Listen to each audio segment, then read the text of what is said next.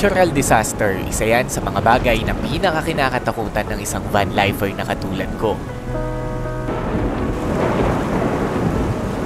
Dahil sa likod ng mga adventure, magagandang tanawin at pinakamasasarap na experience na nararanasan natin ay may mga challenges din tayong pinagdadaanan na katulad nito.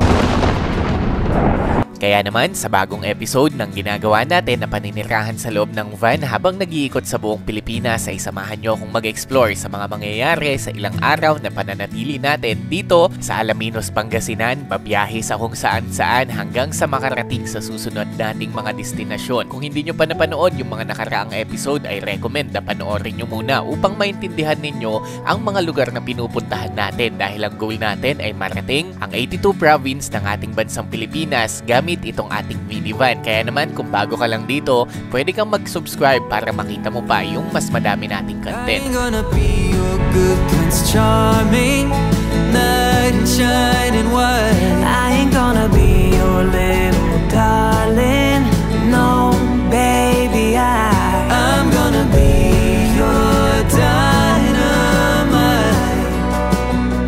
I'm gonna be your dynamite.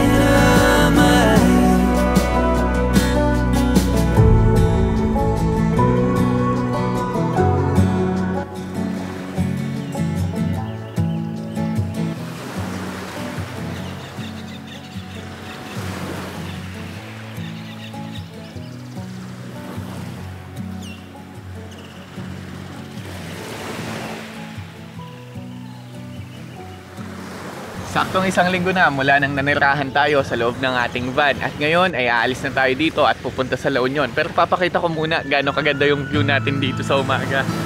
Yan, grabe. Sobrang ganda mga kabata. Lead me through the deep valleys, through the coldest of nights. Make the way clear and straight to the dawn's early light. Lead me to the still waters, flowing by fields of peace, where the shadows hold no dangers and my fears, my troubles cease. It's a narrow road, but I'm bound to go. At ngayong araw ay lilipat na tayo ng campsite. Pupunta tayo ng La Union for 3 nights naman doon. Tapos bago tayo umalis, magluto muna tayo. Give me good wine, I'll get you good whiskey. Let's get a house in the country. Give me good weed, I'll get you good coffee. Let's get old by the evergreen tree. Let's get up, grab coffee cups and sit out on the porch. No traffic lights, the sunny skies chase a chill from the night before. We started this revival at the church of you and me. We left no room for the Holy Ghost and raised up a family tree. Give me good wine, I'll get you good whiskey. Let's get a house in the country. Give me good weed, I'll get you good coffee. Let's get old by the evergreen trees. Pero syempre, ang pinakamasayang parte, yung kainan. Kaya tsibugin na natin to. Sarap. Tatabi ko muna yung isa. Give me good wine, I'll get you good whiskey. Let's get a house in the country. Give me good weed, I'll get you good coffee. Let's get old by the evergreen trees. Got working roots. Kwento ko lang habang kumakain ako, no? Dapat ang channel ko talaga na Lem Official Outdoor ay Kusinang Dugyot. Kasi ang tawag ko dito ay Dugyometer kung tawagin ko. Kasi hindi talaga ako ganun ka-aesthetic sa picture and video. Pero yun, instead of Kusinang Dugyot na ang goal sana ay makaikot sa buong Pilipinas yung kusina natin, makapagluto sa iba-ibang probinsya, ginawa ko siyang Lem Official Outdoor para kasama na yung van life. So unahan ko na kayo just in case na kung may magsabi man na ba't ganyan ka kumain, parang andugyot. Kala mo lang yun. Bakit? Maayos nga yung plato mo pero masaya ka ba sa buhay mo? At least ako dito nag-i-enjoy. Ni-enjoy ko yung bawat sandaling nasa kalsada ako. Grabe, busog na ako.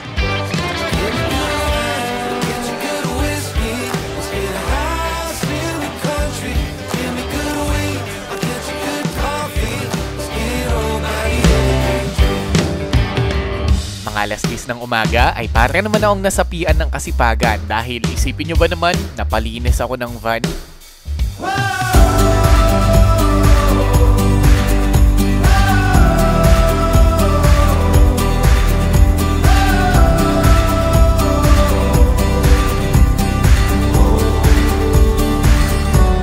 Pagkatapos ko maglinis ng van ay naisipan ko naman na magkayak dahil nasabi ko na ba sa inyo na etong kinalalagyan natin ay parte na ng 100 islands dito sa Pangasinan. At gamit ang kayak ay pwede mo pang marating yung ibang isla na malalapit dito. Basta make sure na alam mo ang ginagawa mo. We are the dreamers, the light keepers, we are one. This is our time, this is our time. We are the dreamers. Pagkatapos kong maligo sa dagat ay sinimulan ko ng maggayak sana nitong ating van para na din makausad at makaalis na tayo. Ang kaso may isang foreigner na lumapit sa atin at eto yung pagkakataon na gusto niyang bilhin itong ating minivan. Transmission, all new. For Nissan. Yeah. Maybe I give this, you give me and pay money. Okay, Cash pay money. We can transact it when Okay. I will call Polo, you. no, my car, no polo. On Bolo. 10 minutes, No. yeah. No. If you see, come together. Yeah. Okay. I will go there. You think maybe okay? Change, I pay money, okay? Okay. How much more that?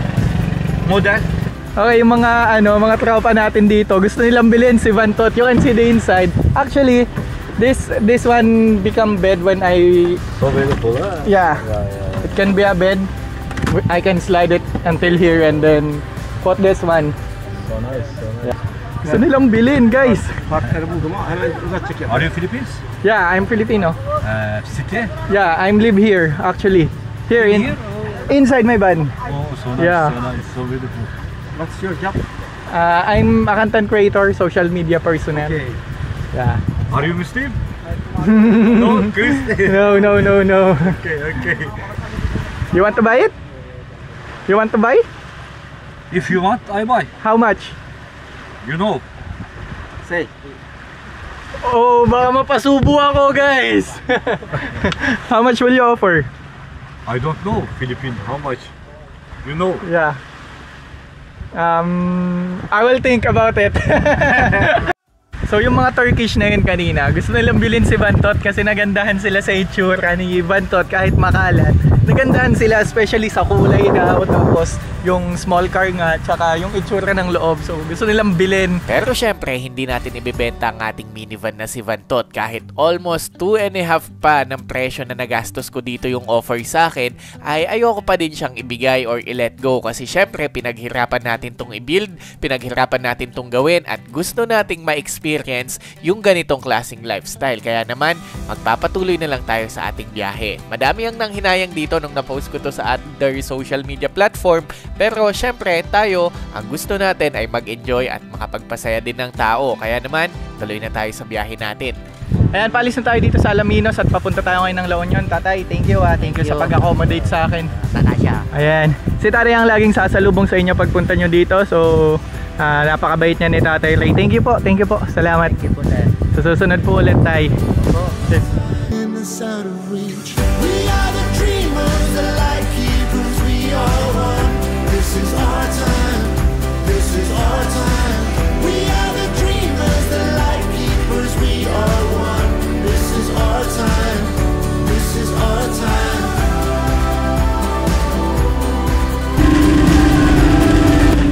Ay, lagi na lang sinusundan ng ulan. Nakakaantok pag umuulan na bumabiyahe ng mag-isa. Baka naman gusto nyo samahan. Baka naman gusto nyo ako samahan ha. PM lang kayo. Dito na po ako sa Sual, Pangasinan. We are one. This is our time, this is our time. We are the dreamers, the light keepers, we are one. This is our time, this is our time. Hindi nga din nagtagal ay nakarating na tayo dito sa susunod nating campsite. Ito ang Sanova Camp by the Sea dito sa Agoo, La Union.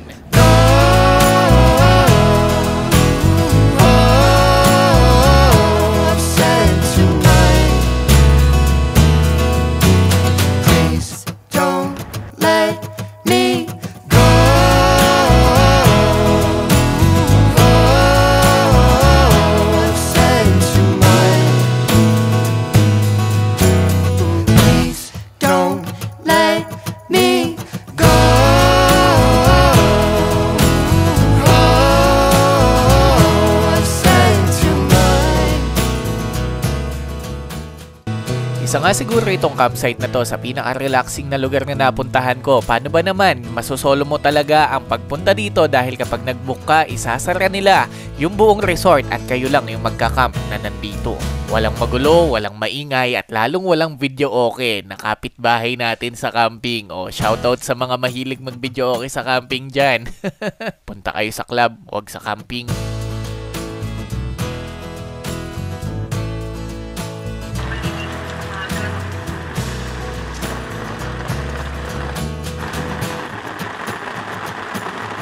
Yung matutulog na sana ako, ang kaso ganito pala yung pwesto ko. Natural naman siya dito sa loob. Pero pag binuksan natin tong bintana, ayan, yung pintuan, wala kang masyadong makita, 'di ba? Pero may maliliit na ilaw. Yung ilaw na yan, no? Yan, ilawan natin. Alam niyo ba kung ano yan? Ayan, no? Zoom in natin. Putik, may tatlong cross, tapos may ilaw. Pero wala na akong pakialam. Sarawan na lang to, tas tulog na tayo. Good night! Same old streets with the same old sound. We'll find a way to get out this town.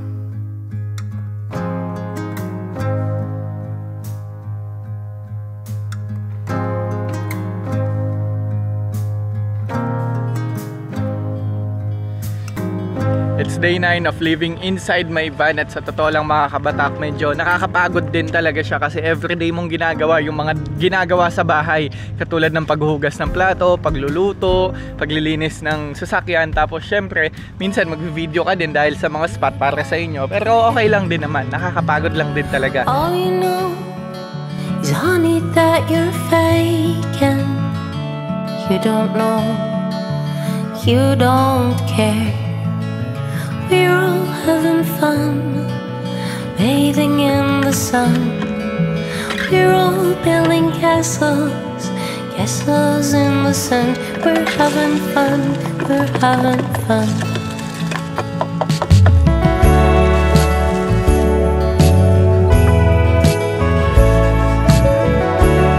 Hindi naman siguro sobrang dugyot ako magluto, diba? Pero ganyan yung itsura ng background ko kapag nagluluto ako. Ito yung loob. Ito yung likod, yan, dagat. Tapos, ito si Vantot. Yan, this is van life. Ito yung tinatawag natin na van life. Sa van talaga tayo nakatira. Gagawin mo lahat ng ginagawa mo sa bahay sa loob ng van, sa kalsada. We're faking, you don't know, it's not fair. We're all having fun, bathing in the sun.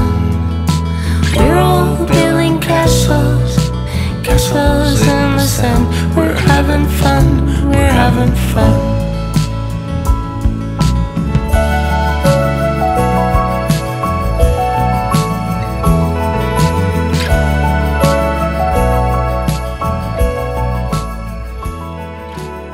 Pagkatapos kong mag-almusal ay naisipan ko naman na magtali ng duyan dito sa kubo upang dito ako makapagtrabaho. Pagkatapos dito na din ako umiglip ng kaunti. Ito yung isang bagay na nalilito yung mga tao. Akala nila mainit mag-van life sa Pilipinas. Well, ang sagot kung mainit sa parking mo, edi humanap ka ng pwesto na malalamigan ka at mapipreskuhan, di ba? In a long lost dream, it's where I'll find you. With the wind blowing through your hair, brings me to my knees. In a long lost dream, it's where I'll find you. Oh, the look in your eyes makes me feel alive again. Begging, please, come with me.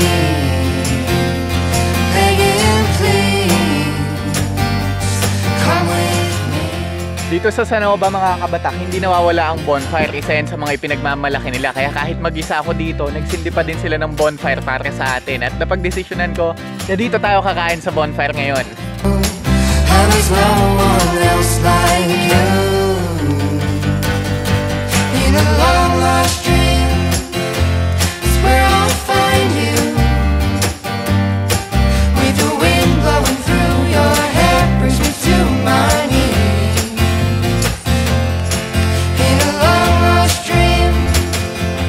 may isang bagay lang din akong na-realize dahil sa bonfire na to. Parang tayo lang tong mga tao, parang buhay natin yan. May panahon na malakas tayo.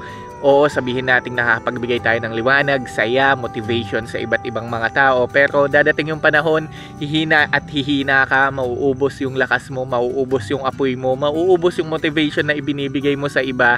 Kaya kailangan habang ngayon, malakas ka pa lang, gawin mo na yung mga bagay na gusto mo. Kasi dadating yung panahon na parang yung bonfire na to, unti-unting mauubos at unti-unti tayong hihina. So ngayon pa lang, pakita na natin sa mundo kung ano yung mga bagay na gusto natin gawin at nakapagpasaya sa atin. And sana maging motivation din to sa iba habang kumikidlat pa sa background ko, di ba? Ang ganda. Ang sarap lang din mag van life. Yun yung mga bagay na marirealize mo kapag nandito ka, especially kapag mag-isa ka, kasi you're playing with your mind, mga kabatak. Lahat ng thoughts may iisip mo. Kaya, yun lang. Ang ganda ng ganitong lifestyle. So, I hope kung may gusto mang gumawa ng ganitong lifestyle, subukan nyo lang. Gawin nyo lang. Malay nyo, dito nyo pala makita yung sarili nyo. Dito nyo makita yung passion nyo. Dito nyo makita yung niche nyo or anything, etc. Kaya, yun. Ang advice ko lang sa inyo, follow your heart and follow your dreams habang may pagkakataon ka pa. Maybe mom and dad had it right all along. We're too old to still be alone, and we ain't happy ever after all. I'm just saying it wouldn't be as bad, 'cause we made it out, living in our hometown. So nandito ako sa rooftop deck ko ngayon, tapos nagkakaroon kasi ng thunderstorm. So susubukan natin kumuha ng malupit na shot. Testing lang. Ha! Wala. Ha! Brakadabra. Isopagus, isopagus. Isopagus. Ya. Uy! You see that? Isopagus. Shit, sarap pala panoorin ng thunderstorm. Isopagus. Isopagus. Ha! Alam nyo ba, ito yung isang natutunan ko sa van life, the simplicity of happiness. Yung tipong kahit ano pwedeng maging kaligayahan mo. Being happy doesn't cost a thing.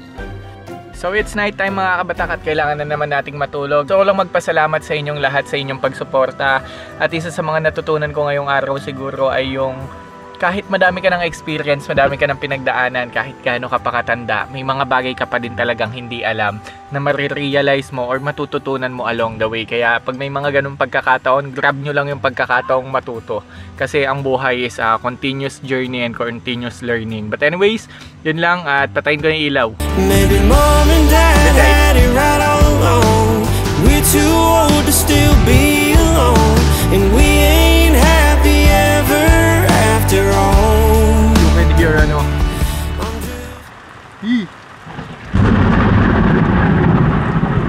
Diyos ko, kakatakot. Saktong magre-record ako, biglang kumidlat at gumulog. Kakatakot, nadinig nyo naman no, yung kulog at kidlat, tapos may ulan din nakasama tsaka hangin. Medyo nakakatakot yung ganitong feeling, pero okay lang naman kasi safe naman dito sa loob ng van, hindi katulad ng bike noon. Kasi pag nakabike kami tapos ganito yung panahon, wala na, kabado ka na, hindi mo na alam saan ka susuot, para kaming basang sisiw. Ayan pa ang isang kulog, walang tinamaan yung kidlat. Kapag hindi pumutok yung kulog ng, pag may nakita ang kidlat at hindi kumulog, walang tinamaan yung kidlat. Pagka kumulog yun, may tinamaan yung kidlat, yun lang yun. So nakita nyo yung thunderstorm sa background natin. Yan, napanood ko lang din naman. Ayan oh. Yee. But anyways, yun nga, yun yung isang malaking pinagkaiba ng bike at ng van. Kapag ganito yung panahon, kapag nagbabike kami, di na namin alam saan kami pupwesto. Ilalim ng puno, ilalim ng waiting shed, basta may bubong, ilalim ng tarp. Pero ngayon dito sa pag-van life, at least nandito lang ako, medyo cozy pa nga yung ilaw natin eh. Nakakaantok actually, na nakakakaba din, lalo na pagka ganyan, ang lalakas ng kulog at kidlat. Mom and dad had it right all along, and we're too old to still be alone, and we ain't happy ever after all. No, I'm just saying it wouldn't be as bad as we made it out, staying in our hometown, yeah, in our hometown.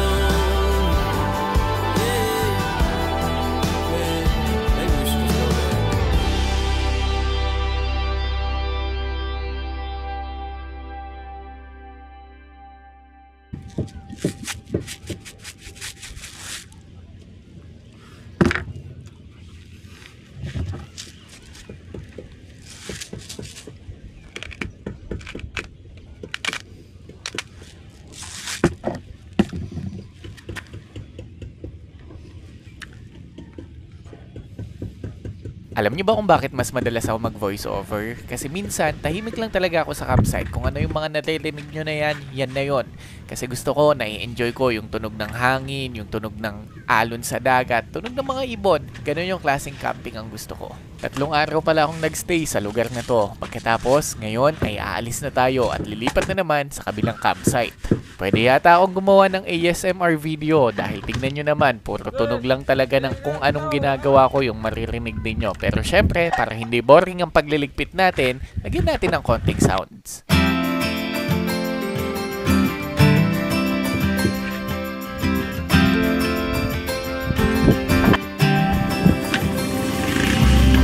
Feels like I've known you my whole life, but nothing more than friends this whole time.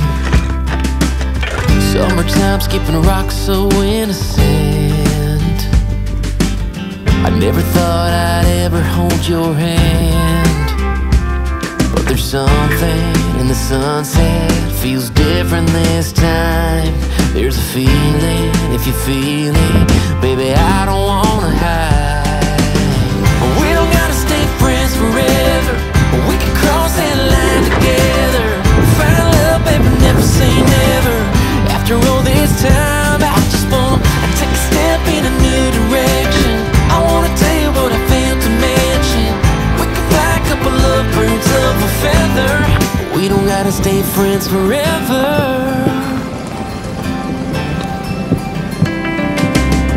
We can give this whole town something to talk about. We don't gotta pretend, don't gotta dance around. Nakita nyo yan, kapag ka malambot yung gulong mo dito, hindi ka naka-mud terrain or 4x4, hindi nila pinapapasok kasi lulubog ka talaga dito dahil malambot. Yan, oh. But anyways, salamat sa Sanova campsite for letting me stay for 2 nights at ngayon, ikot na naman tayo ng La Union. Tay, una na muna ako. Thank you. Next time po ulit. Salamat po. Huwag lang ako mababalaho, baka malambot pa to. Thank you. Salamat po. Our next destination is around 9 kilometers kasi baka magalit ang mga taga La Union pag di tayo dumaan dito sa Agoo Eco Park. Let's go! Couple of birds of a feather. We don't gotta stay friends forever. We can start a whole new chapter. Find our happy ever after. The only way to know is ask her. Yeah, baby. We don't gotta stay friends forever. We can cross that line together. Find love, baby, never say never. After all this time, I just wanna take a step in a new direction. I wanna tell you what I failed to mention. We can fly a couple of birds of a feather. We don't gotta stay friends forever. Ang unang plano ko talaga ay dito dapat ako mag-overnight sa Eco Park. Ang kaso, naisip ko kasi na medyo wala akong supply ng tubig dito. Tsaka, ang totoo, ito lang yung pinunta ko, itong mga pinewood na to. Or hindi ko alam kung hindi pinewood yata ang tawag dyan, ibang puno yan, kamukha lang. And makikita nyo, sobrang ganda nyan. Sa dulo nito, dagat. Na doon, pwedeng makapag-overnight, may tindahan doon, may nag-overnight din talaga doon. So, yun lang. Is the road to glory. Perdition's gates are broad and wide. On the steps you take to ponder, from the path to not far wander, for the narrow road to glory's worth the price. I broke bread with the wicked, I made my plans with fools to the gates. Pagas muna tayo para masaya. Yan, mga 1.5 to 1.6, 1.6 siguro, boss. Yan, 1.6, pangalawang karga natin. Unang karga, 1.5, ngayon 1.6. Road to glory, perdition's gates are broad and wide. On the steps you take to ponder, from the path to not far wander. Parang hindi ko kayang magmaneho kaya iglip muna ako. May tulugan naman tayo dito eh, kaya okay lang. And it's so comfy pa din. Ito yung paa natin pag dyan tayo nakaside. Tapos ito yung headroom natin. Sobrang luwag niyan. Tapos ito lang mga gamit. Medyo nakakalit lang. Pero okay lang naman. Makakatulog naman kahit saglit lang. Mga 2:00 ng hapon nung dumating ako dito sa ating magiging campsite. Ito ang Solana San Juan dito sa La Union. Nag-o-offer sila dito ng wide variety of accommodation and plus point din talaga na malakas ang internet kaya makakapagtrabaho tayo ng mas maayos. I want you to stay, honey, I want you to stay. Kinahaponan ay naisipan ko namang tumambay sa bubong ng ating van at dito nga nakakita tayo ng isang napakagandang sunset. I know you've been running and I can get you to stay. Every time you leave, well, I just can't wait. I want you to stay, honey, I want you to stay. I want you to stay, honey, I want you to stay. I'm lost when you leave. Bali, pinapanood lang natin dito yung napakagandang sunset. Tignan nyo naman yan. Kinagabihan ay naisipan kong lumabas at tumambay dito sa 7-Eleven at ganito na yung mga sumunod na nangyari. Yan, so habang nakatambay kami dito sa 7-Eleven sa LU, may mga dumadaan nagtitingin at parang pwedeng i-display tas picture 20-20, ganun. Nung mga panahon na to ay hindi pa ganun kasikat si Vantot dahil kakalabas pa lang namin nun. Wala pa din tayong masyadong followers at that moment. Pero as of now kasi kahit saan tayo tumambay ay ganito na talaga yung nangyayari sa atin. Pero nung mga times na to, sobrang starstruck ako kasi nagugulat ako na nagugustuhan nila yung setup ng ating minivan.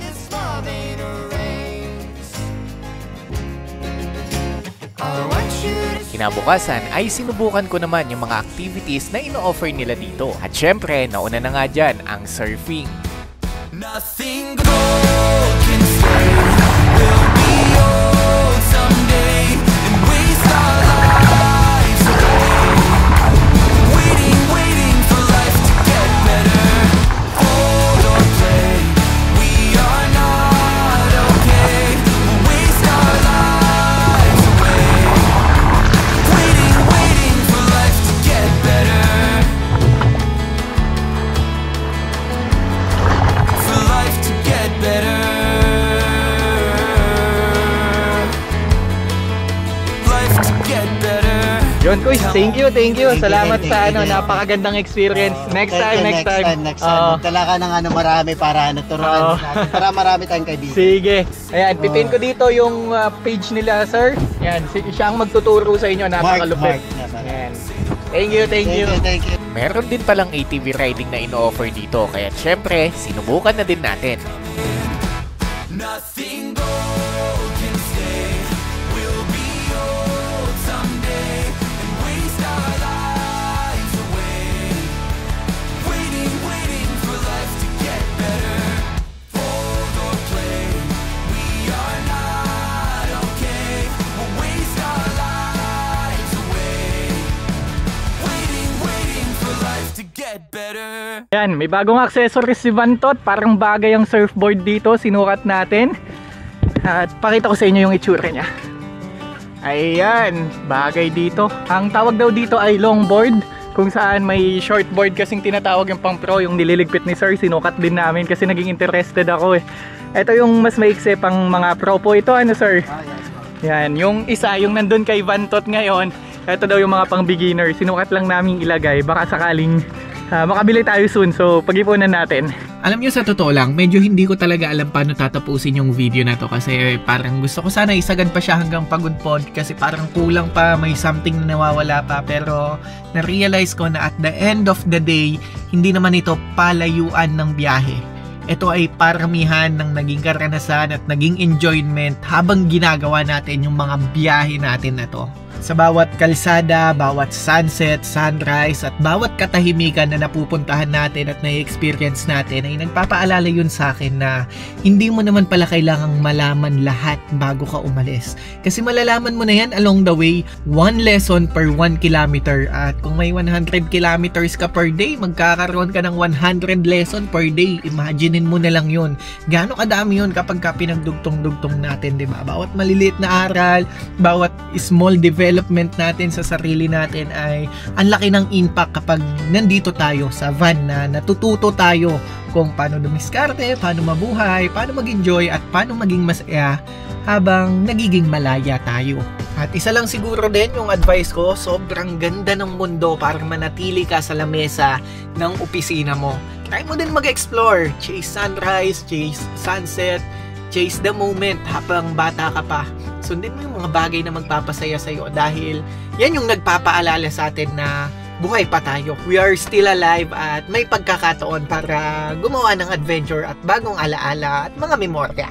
Basta lagi nyo lang tandaan, keep on exploring, keep on learning, and always remember that you are made for something greater.